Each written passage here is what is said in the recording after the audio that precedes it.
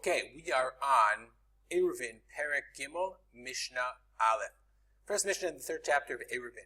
So the Mishnah says the following. Now we're going to talk about what foods can a person use for the purpose of his eruv. As we've discussed many times before, the idea of an eruv is not just the enclosure, but it's the things that you eat, or it's the food that you use in order to share the chatzer, in order to share the chatzer or the mavui together. So it's considered a shared space. In order to share the space, you have to use food. So says the Mishnah. What food can you use in order to share the space? B'chol me'arvin u'mishtatfin. So shituf refers to shitufei miva'ot. And me'arvin, the Bartanura says here, refers to eruvei techumin. The reason he says it's eruvei techumin is because an eruv chatzerot, he says, ein me'arvin el b'pat, has to be with bread. So what's an eruv techumin? Just briefly, we've discussed this before. This is a bird's eye view, let's say, for example, from above. I live here. The halakha says, I'm allowed to wander, this is my city, I'm allowed to wander outside of my city, 2,000 amot in any direction. This green area is the 2,000 amos in any direction that I'm allowed to wander. So I'm allowed to go out. So I'm not talking about carrying, we're just talking about traveling on Shabbat. That's called the tchum Shabbat. So if I leave the city limits, I can go 2,000 amot in each direction. Now, what happens though? I live in Yad Binyamin, and I want to go to Bnei Reim. And Bnei Reim is farther away than more than 2,000 amot away. So says the halakha, I can do what's called eruvei techumin. I can, at the edge of my tchum, at the edge of the 2,000, I can place food in order to, and what I'm going to do is I'm going to declare my shvita and say, I declare my Shabbat there. And therefore, since I declare my Shabbat there, I can go 2,000 amot in any direction from here. So therefore, if I move the 2,000 amot, okay, and I do it like that, right? What do I have? Oh, I'm at the edge here. I could go 2,000 amot to my shvita, okay? And let's move it over a little bit. And from there, I can go anywhere here. So if this becomes my center, I can go 4,000 amot in this direction and make it a b'nei re'im, and we're all set. That's what's called eruvei techumin. Okay, that's called an eruv techumin. And since, and in this case, what food can I use for an eruv techumin, says the Mishnah? B'chol me'arvin u'mishtatfin. I can use anything. And of course, when we say anything, we mean not anything. Chuz, except for min hamayim u'min hamelach. So it's got to be any kind of food for shituf mavaot or eruv techumin, except it can't be water or salt, because that's not food. V'akol nikach b'kesef ma'aser. This is talking about ma'aser sheni. So as we know, when you have produce, you have to take off ma'aser sheni on the 3rd and 6th year, I think.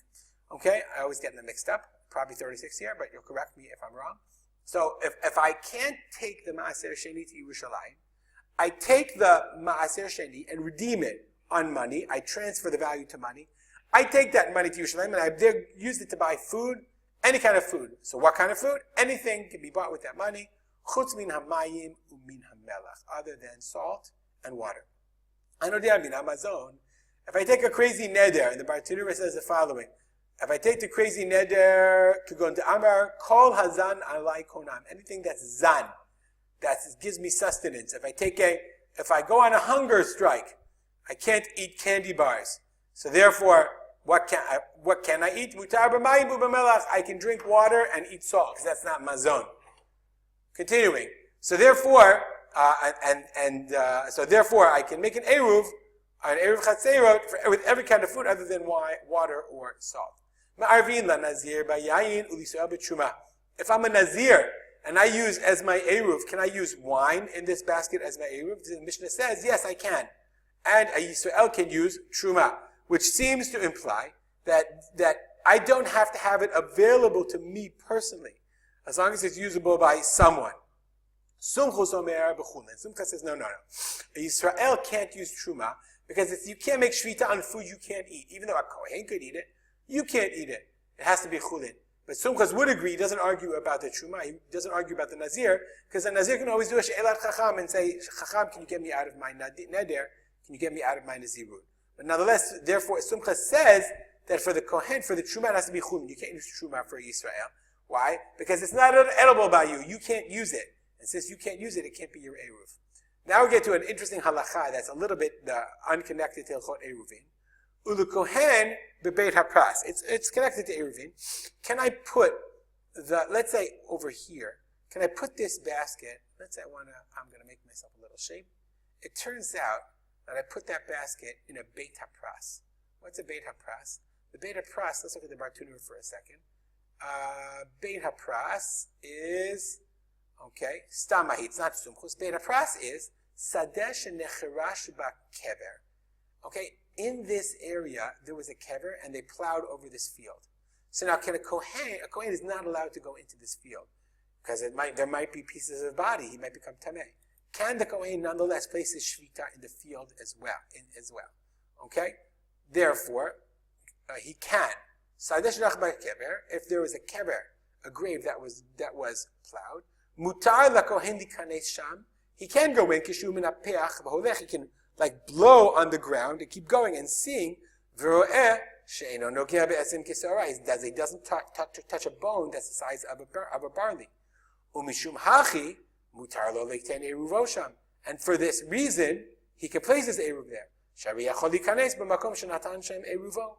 Because he can go into the place. Meaning, under certain circumstances, if he's really careful, he can make sure that he doesn't touch any bones. He doesn't become tameh, and therefore he's allowed to use the Beit HaPras for his eruv, as his place of eruv.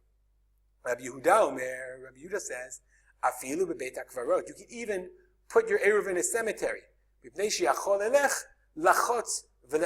Because there's a way for a Kohen to go into the cemetery, for example, if they carry him inside an enclosed box, in a shidat teva umigdal. He can do such a way, in such a way is he's not tameh. So therefore, Rabbi Yehuda says, even if the Kohen put his food for eruv techumin in a beit hakvarot, that's still okay, because there's a way for him to get to it.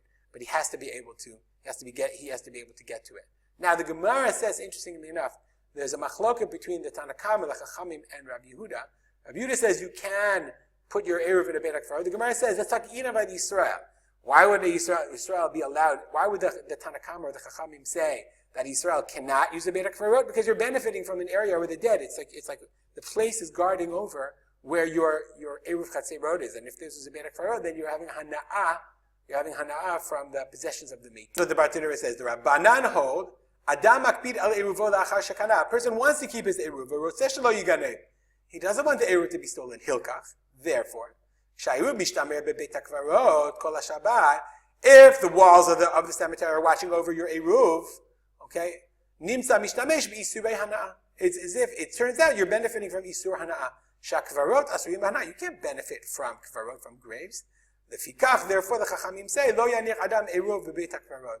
Therefore, you're not supposed to put your eruv in a beit hakvarot. Even Rabbi Yehuda says you are. It's okay. Whereas the Chachamim say you're not allowed to benefit from the Beit HaKvarot, which is Asur B'Hana'ah. We'll stop here. As always, comments or questions, email me at arspolter@gmail.com. And we'll dedicate our learning to the memory of my father, Harav Simcha ben Yitzchak Kalman. Have a good day.